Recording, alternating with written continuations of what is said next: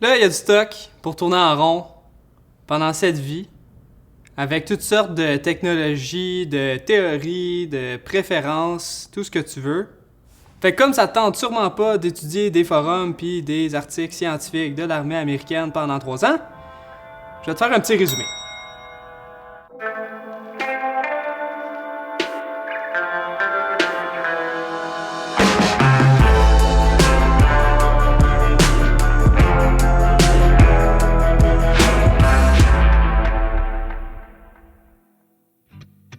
Fait que le but de la couche intermédiaire, c'est d'isoler un petit peu, mais surtout de laisser passer l'humidité qui a été évacuée par ta couche de base. La couche intermédiaire, c'est la couche que tu vas le plus porter, mis à part la couche de base. Tu l'as tout le temps sur le dos en hiver, puis en été, tu l'as en backup au cas que la température tombe. Faut pas qu'elle soit trop chaude pour un effort intense, mais tu veux pas non plus te geler le cul tout l'hiver. Fait que c'est de faire la balance entre les deux. Fait que la première couche technique intermédiaire qui a été inventée, elle a été inventée dans les années 90 et c'est le polar. Le polar est peu coûteux, très durable, très respirant et depuis les années 90, il peut être fait facilement avec des bouteilles recyclées.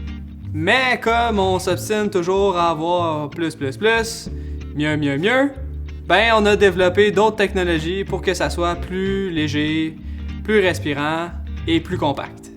Le plus grand hic avec le polar, c'est sa perméabilité à l'air. Ça veut dire qu'il est très respirant. C'est un problème parce que une fois arrivé sur une crête au-dessus de la limite forestière et que le vent crache, ben ça fait en sorte que le vent passe direct à travers. Puis ça, les gens aiment pas ça parce que faut s'arrêter puis mettre une coquille par-dessus puis c'est encombrant. Puis c'est long puis c'est plate.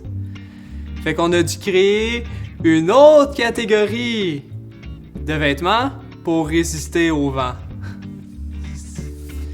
Il existe donc maintenant des versions de polar qui sont plus denses, donc qui résistent mieux au vent, et une autre catégorie qu'on appelle les vestes isolantes synthétiques actives.